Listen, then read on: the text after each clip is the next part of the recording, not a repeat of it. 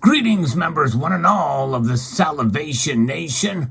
All we can do is just wait as the grip tightens on gold and silver from this organization. Right there, inscribed on this note. Let's explore.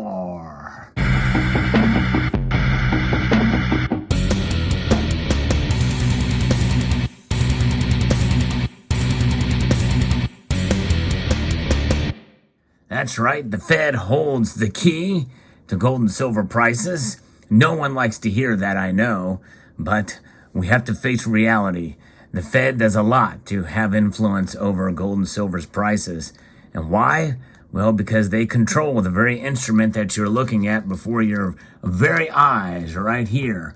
It's kind of interesting and fascinating in one aspect that it's lasted this long in its current form. We are overdue for a currency reset, by the way, and I believe it is underway. That's being talked about even openly. The central bank digital currency is coming in one form or another. That is unmistakable. And that is what is known as a conspiracy fact. It is directly being talked about in the open. That's sort of a separate note here, pun intended, with that word right there. But we're going to be talking about gold and silver prices and what's going to potentially happen over the next day or two. Because as I record this video, and probably by the time you see it, most of you will see it, we are in the midst of a Federal Open Market Committee meeting. That's right. They're in the midst now. In fact, they may even be talking now, and it will end on Wednesday afternoon. It started Tuesday morning. That's this morning as the time of recording of this video. But gold and silver are feeling the pressure from what the central banks are doing, not just here in the United States, but also in other banks. We'll talk about that in an article here from Kitco I'm going to be referencing that discusses what's happening here. Hawkish policy. Gold and silver prices were lower today in midday trading as hawkish monetary policies from the U.S. Federal Reserve and other major central banks around the world have cast a pall over the stock and financial markets at present, but have boosted U.S. Treasury yields and the U.S. dollar index, both of which are competing assets with the safe haven metals. When they're both up, well, the gold and silver suffer typically. And that's just it. October gold, the futures are last down a couple of dollars for gold, and silver was down just over a dime. So risk aversion remains elevated among traders and investors early this week. Marketplace focus is on the Federal Reserve's FOMC meeting. It began Tuesday morning and ends Wednesday afternoon with a statement and press conference from the Fed Chair, Jerome Powell. The FOMC is expected to remain aggressively hawkish and raise the key U.S. funds rate by 75 basis points in the Fed's effort to tamp down problematic price inflation. Yes, problematic being the key word here is definitely a problem. That's probably an understatement of the key word. And while you're here, I want to get your thoughts on if you think the Fed will raise it just 75 basis points and perhaps may be emboldened to raise it to 1 full percentage point. Let me know in the comment section. And as you make that comment, I hope you will consider pressing the thumbs up button as well, too. It helps the algorithm. You can also just type "Salgorithm Food" as well to get the word out there. Yes, indeed. So gold and silver are being hurt and pressured into this because as I record this video, the real prices over Kitco showing this spot prices, gold is down almost 0.75 of a percentage point, down over $12, and silver is down well over 1.6% and down 32 cents. But silver is holding its own above $19, but that's certainly, that difference is still widening the ratio and is now 86.6 plus right now. But nonetheless, that is what the United States is doing. Sweden's central bank raised its interest rate already by a full percentage point. The Bank of England also holds its monetary policy meeting on Thursday and is also expected to raise interest rates. And, we're expecting that likely we're going to see more and more of these rate hikes in the coming times, months. But how long can they do this without damaging the economy? The economy is already in a recession. And although it's not a serious recession, we are still there technically. And it's pretty amazing how resilient the U.S. economy is in spite of inflation and in spite of everything else that's happening. But with that resiliency also comes fragility. And those are not mutually exclusive concepts in relation to the economy. We must keep that in mind, folks. Global stock markets, they were mixed overnight. And with the stock markets right now as near the end of the trading day, we can look at those and see exactly what they're doing. We have the Dow Jones Industrial Average down over 300 points and the NASDAQ down over 109 points.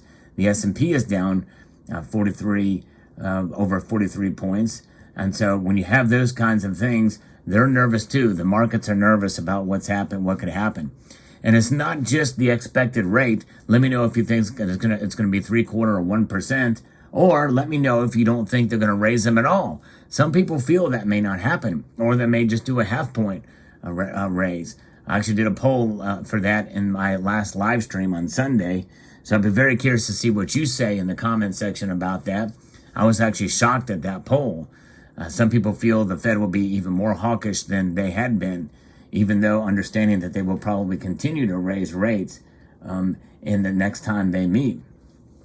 The dollar, by the way, the dollar index is now up to 110.6, up 0.62. So the dollar is really strong right now. And again, I have to kind of explain this each time so that you understand.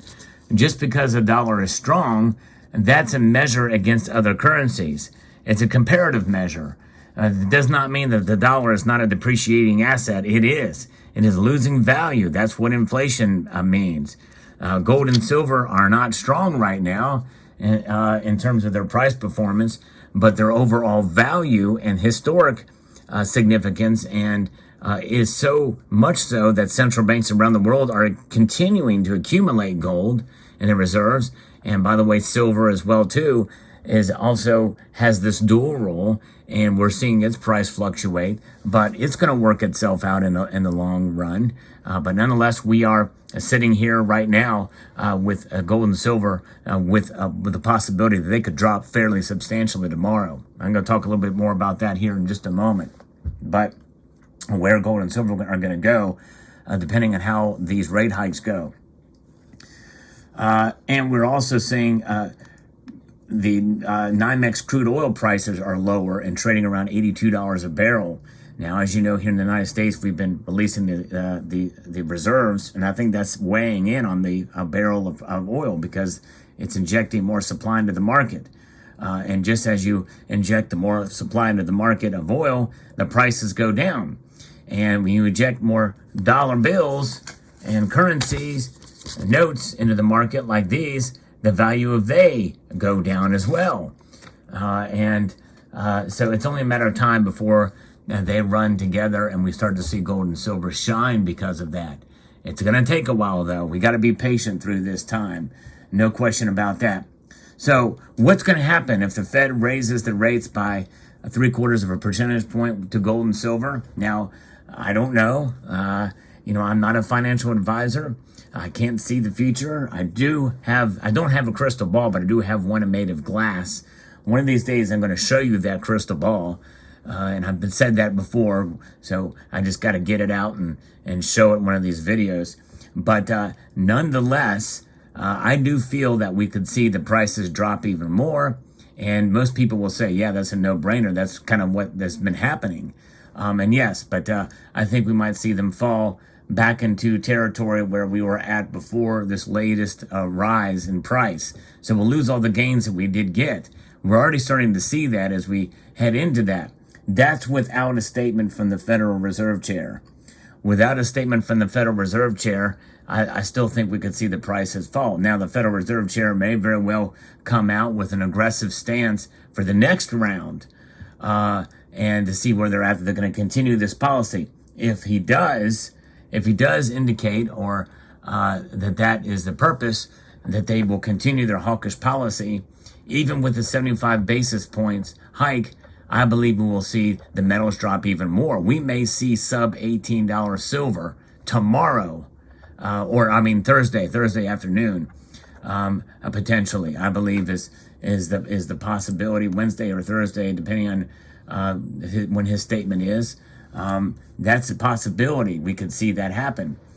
Gold, we could see maybe fall into the 1650 range or 1640 range as a possibility. Not saying it's going to happen, but I could see that happening because when the Fed chair speaks, people listen and the markets react, whether or not logically or not, they react out of emotion. I've done videos about this in the past, years ago, when our current Treasury Secretary was Reserve Chair Janet Yellen. I remember that video. I don't forget the title of it, but when she speaks and when they speak, the markets react. So there's that. The other possibility, if there is a rate hike of 1% that the Fed does, and the Federal Jerome Powell comes out with a dovish statement after this, I still think we will see an immediate shock to the gold and silver prices, but then they will snap back relatively quickly. They'll be shocked by the 1% hike, but then they'll analyze the statement from the Fed chair, meaning perhaps they may have a dovish stance for the next round, whereas they may end up only raising it up a half a percentage point or a quarter point next time, or maybe not at all. Either one of those scenarios, I think, is going to essentially bode well for gold and silver. And by boding well, I'm saying that they will probably come back to where they're at now or a little bit above in due course after the snapback, after the initial shock. We'll see, and it all depends on how the markets react to it, not just on that day, but in the coming days and throughout the rest of the course of the month heading into the fall. It'll be very interesting to see. Nonetheless, we will continue to hold on, to press on with our precious metals as we always do, and continue to stack really no matter what the price does. It's interesting to follow the price and see where it is and how it adjusts according to what the markets do. But nonetheless, we know the long-term prospects for gold and silver are quite good. And what does good mean for gold and silver? That means that they will preserve your wealth and be a store of value. That's the best we can expect from them. Let me know what your thoughts are in the comment section below. Hope you enjoyed this video. Like to extend a multitude of gratitude to you all for taking the time to watch. Check out these videos right here. Where's my other finger? Right there and right here. Check those out. And I'll encourage you to please rate, share, comment, and subscribe.